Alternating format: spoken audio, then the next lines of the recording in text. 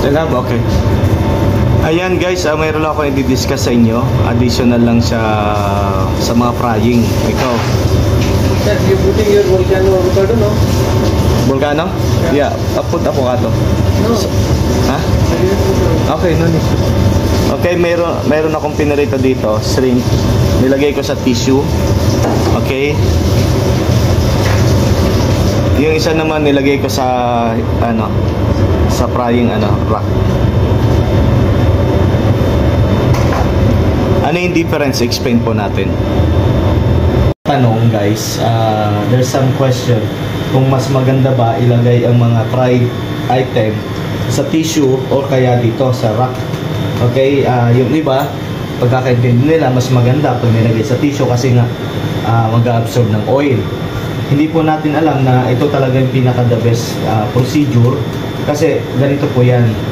Once na pinirito po natin ng isang item, okay, lahat po ito may mga air pocket. Ibig sabihin may mga yan, yung air pocket na yun, yung may mga air sa loob. Okay? Nagre-release po yun, habang mainit ito, nire-release nila yung oil. Okay, pag nilagay po natin yan sa tissue, for example, ito yung tissue, pinatong natin dyan, okay? Pagkatapos yung tissue magkakaroon ng oil.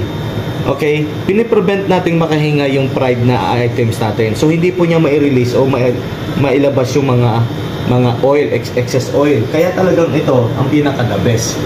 Alright? Para at least kapag ito yung pinirito natin, so nagkakaroon siya ng nakakahinga siya ng maayos. Kaya ito, tingnan kung mapapansin nyo ito, puro oil yung nasa ilalim. Oh.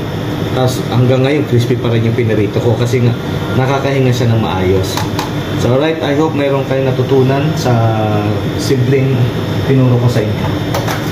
Bye-bye. You think cockroach? Chef, what's this?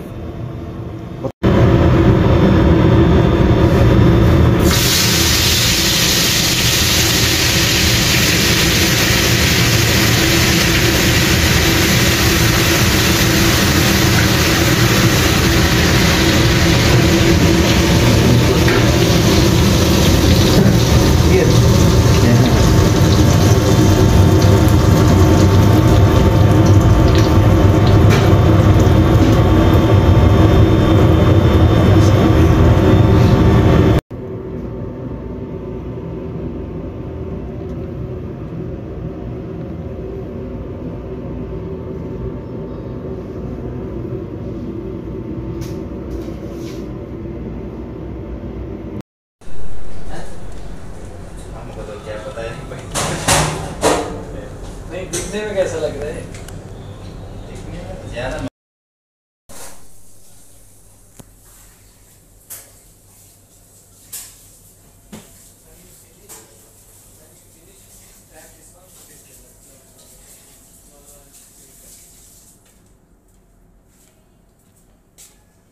Allah,